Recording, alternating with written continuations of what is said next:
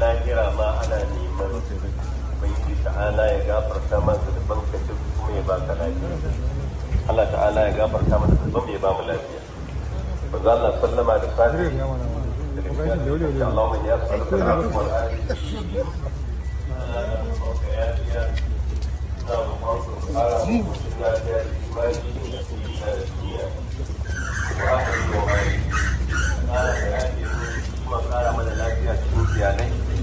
dukiya ta a ƙara mata koshin lafiya sannan ka mata yafiya ka yi mata afuwa. Allahumma sur aurati, Allah ka rufa min asiri na wa ali rawati.